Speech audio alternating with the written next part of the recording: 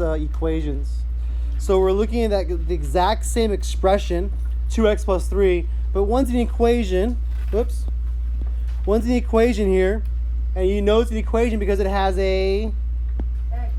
no equal sign right there, equal sign.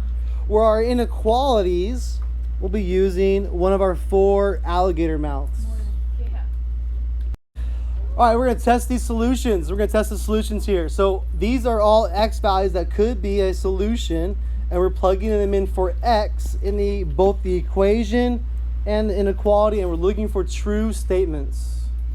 So replace the x, so 2 times -1, and then we add 3 to that. And so what is 2 times -1? -2. So -2 plus 3 is what? 1. So that turns into 1. Does 1 equal 5? No. So this is why it's not a solution. It's not a true statement. Okay. Let's see if it works in the inequality. So exact same thing. Replace the x with -1 and evaluate and see if you get a true statement. So we already did this math over here, right? Work smarter, not harder. We got 1 for that. So is 1 greater than 5? No. No, so it's not a solution for either one. All right, I want you guys to figure out the rest. All right, so someone said that we do not get a solution for 0 for either one, because when you plug in 0, you would get 3 equals 5, which is not true. And it wouldn't be true over here because 3 is not bigger or greater than 5. Not true for either one. But we're going to get a solution on the next one here. When we plug in 1, 2 times 1 is 2. Add it to 3, you end up with 5. And now we get a true statement. 5 is equal to 5. So 1 is a solution to the equation. Now, is it a solution to the inequality? No. Very good. A lot of you are not falling for the trap there, because 5 is not greater than 5. So it's not a true statement. Even though it's really close, it's not true. So not a solution. Now when we go to the next one, the 2, plug in 2 for x in the equation. 2 times 2 is what? 4 plus 3? 7. Does 7 equal 5? Nope. Nope. So now again, get another no solution there. Let's plug it into the other one. And again, we got 7. 7 is greater than 5. Now we have a solution to the inequality. A true statement there with the alligator. Okay. All right, now the last one, 8.5. What do you get when you plug 8.5 in on the left-hand side? 20. Very good. 20 definitely doesn't equal 5, but 20 is greater than 5. So that one works there, but not in the equation. Okay. Now, how many solutions were there to the equation? 1. Right, just one solution to the equation here, just one. And that was x equals 1, ironically. All right, but what number of solutions were there in our table for the inequality? There were 2. Are there only 2 though? No, there's more than 2. How many more are there? A lot more. And don't get confused with infinitely many solutions. This is not what it means. Okay? It just means there's a lot of numbers that are what? That are... Is it 5 is our critical value? Where does it go from a solution, or not a solution, to a solution? After what number over here? After the 1, right? After we plug in 1, it didn't work for 1, it was close. But once we go bigger than 1, like 2 or 8.5, then we have solutions to that inequality. All right? So those 2 are not the only ones. Okay? It's anything greater than, it would be equal to 1 or just greater than? Just greater than 1. Hey, how could you write that symbolically? P equals greater than We're looking at x's here. x's that are greater than 1. So we could symbolize this as x X1. and then 1. But what symbol are you going to use? What's it going to be eating then? Greater than or equal. Is it going to be eating the 1 or the x? The X. X. This is the greater than sign. Remember, that's the backwards L. Not equal to. Not equal to. All right, the next question. They changed the inequality very, very subtly. Do you notice the difference in number 7 versus above? Yeah. What's different in the inequality? Oh, Samuel. equal. The equal to. Yeah, equal to 5. Above it was just greater than. If you scroll back up a little bit, you can see it was just greater than. It wasn't equal to here. Now we add a little bar underneath. That will now include the solution of 1, because now you'd have 5 is greater than equal to 5. So you put a yes here, because now 5 is greater than or equal to 5. That's a true statement. Again, because of the equal to part. All right, we're going to talk about these graphs down here, but we don't need the extra space. Let me zoom out a little bit. So if you want to write all over number 8, you can. I'm going to be using the side to add some notes here. All right, so we're going to talk about how to graph the different symbols. That's bugging me right there. I can't get rid of it. All right, oh, whatever.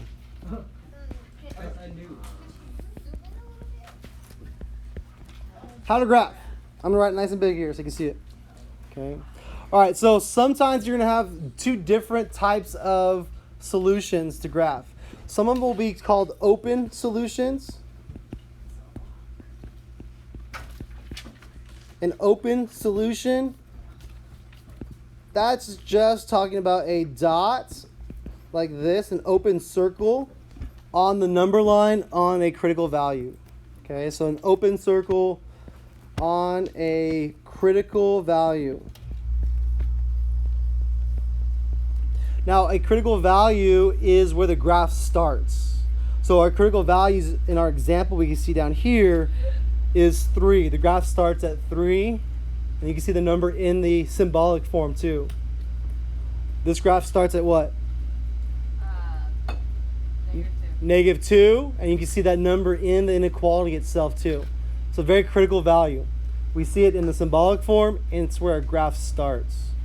Okay? So I always call that the critical value. So when we have an open circle on the critical value, we could have one of 2 things. It could be a greater than or a less than. So it could be a greater than. And remember, those look like backward L's. Okay, so like this. Greater than. Okay. Now, we're going to graph those on a number line. We're going to have an open circle like this, and we're going to show all numbers that are greater than that value there. Where would all the numbers be greater than go? To the right or to the left? To the right. To the right. All numbers greater than something are always to the right. Okay, look at the number line up there if you need to. Now, for the less thans, and remember, those look like our squashed L's. Our less thans, those are all numbers to the left of the critical value. So we'll have a circle over the critical value, the solution value, and our graph will go to the left like that. When you have the variable first, like these inequalities here, the graph, the arrowhead will match the inequality symbol. See how this kind of match looks similar? See how it points to the right and it points to the right? This one's pointing to the left, it points to the left. You can also remember less thans go to the left. L for less than, left for less thans. Okay? All right, for the other 2 versions here, they're called closed circles or closed dots.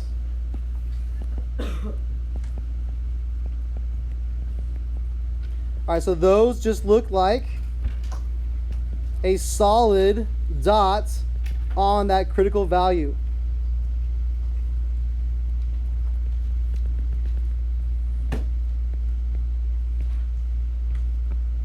a solid dot on a critical value. So our greater than equal to, let's write the symbol first. Again, greater than equal to.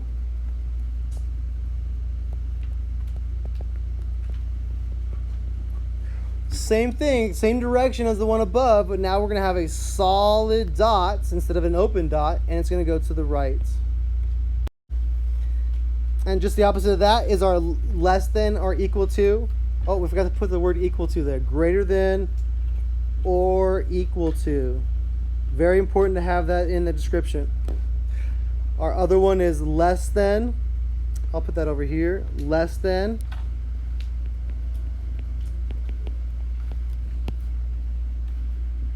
Or equal to. Okay, these are going to go to the left, a solid dot, and then the graph will show all numbers to the left as less than. Okay, and someone pointed out the difference between these, a solid dot and an open dot, is the symbol itself. Okay, there's no equal to in the open ones. It's just greater than or less than. Or down here, if we have a solid dot, we have the equal to parts of our description. All right, before we leave this page, let's go ahead and look at those two graphs that we now understand what these inequalities will look like in graph form. So again, this is the symbolic form. We use the inequality symbol with the variable and a number, critical value.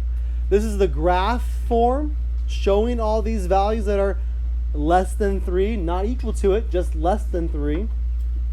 Okay, but we also be able to say it in words. Okay, so to translate this to words, you would write x is less than 3, or all values of x are less than 3. Be able to go between all three representations. Okay, again, the symbolic form, the graph form, and the verbal form. Okay. The other one would be, anybody want to take a stab at it? Yeah, Bianca?